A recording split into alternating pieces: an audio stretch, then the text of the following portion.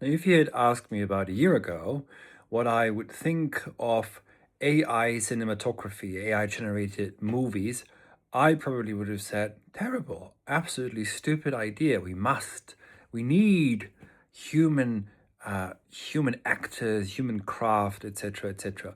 But a year later, we have Christopher Nolan's The Odyssey, which features certain types, let's just say, as heroes and heroines and goddesses and gods that are not just a distortion of Homer, but outright perversion of European heritage, disgusting beyond the pale.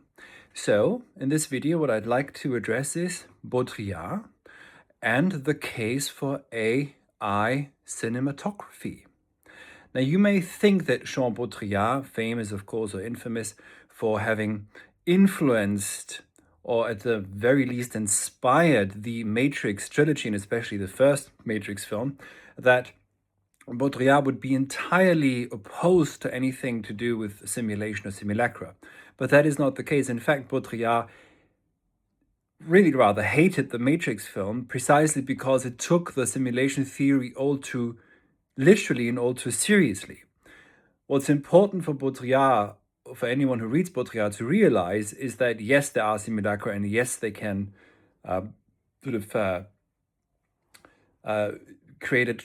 generate an illusion that confuses us, etc. But there may also be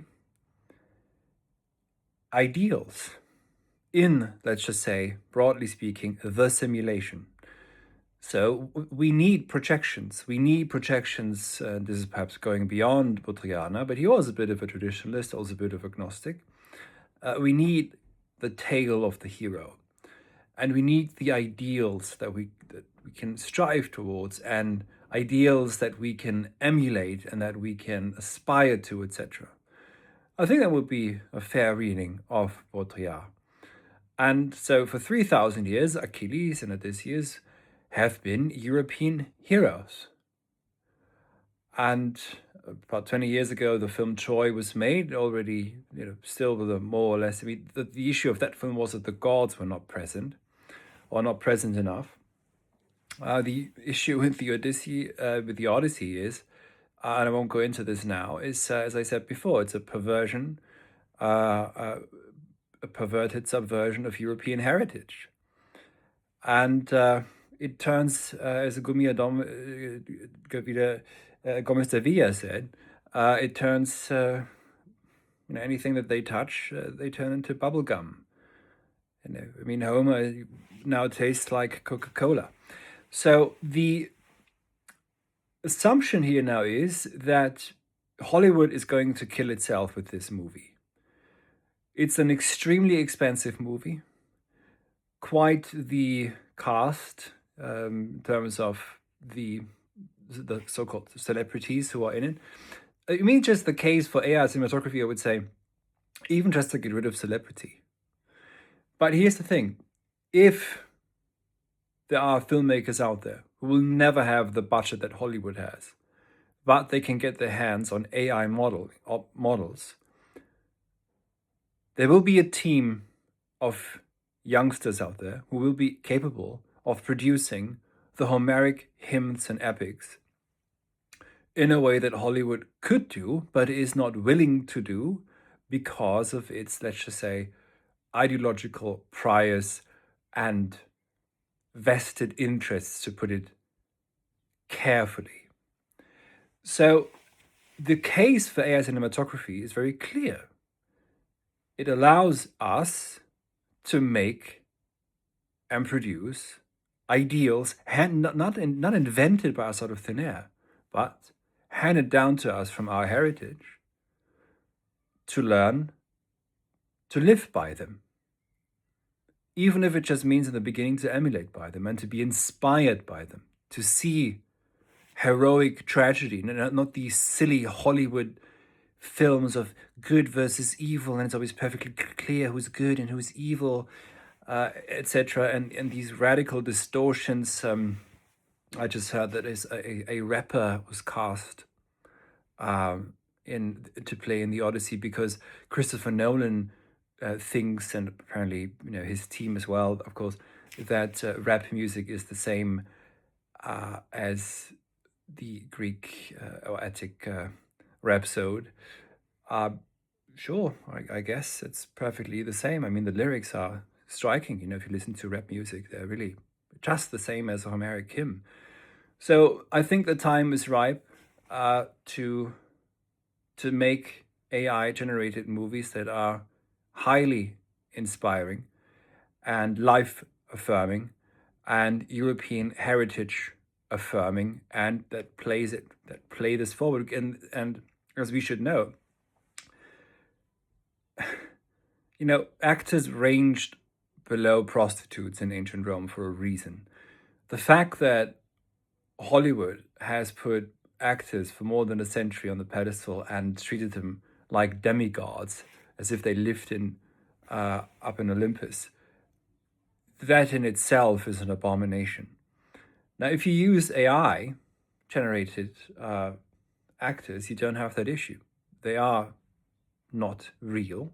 They don't need to be real. There's no need to have any sort of fake parasocial relationship with them or care what they do in their so-called private lives, as if actors were in any way role models. They rank beneath prostitutes.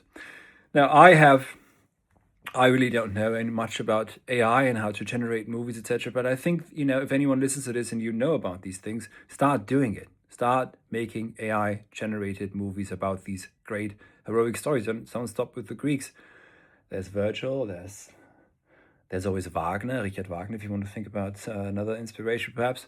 And also I'd like to invite you to read Homer's The Odyssey with me this summer. We'll begin mid-July. The course will run for about 6-7 weeks. We'll read the entire Odyssey. We'll read it in English, but I'll obviously also will look at some of the Greek as well. And I found a great translation for it. I'll let anyone know who's enrolling which translation to get for this course. So we'll read this in an intense summer course, 2 hours every week for about 6-7 weeks. I look forward to seeing you all there. I'll post a link just down here below where you can where you can register your interest, and I'll send you a link to enroll very soon. And again, we need ideals to live by, to strive for, and we should not and should never have been content with the soup, the garbage, the absolute waste that Hollywood has served up, and has served up, if we're honest, for more than a century. We should rid ourselves from it and be done with it once and for all. And I hope that this film is one of the final nails in the coffin of so-called Hollywood. If you've ever been to Hollywood, it's a rather depressing place. It's a really depressing, awful place. The Kodak Theatre is a shopping mall. I mean, it's quite bizarre. The whole place is nothing. And as such, it should be seen, and as such, we should just completely forget about it.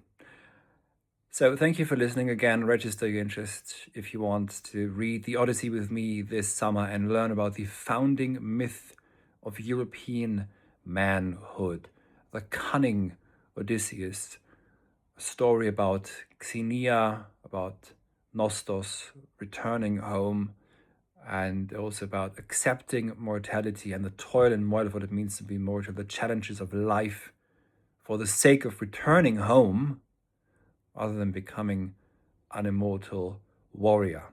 Thank you again for listening.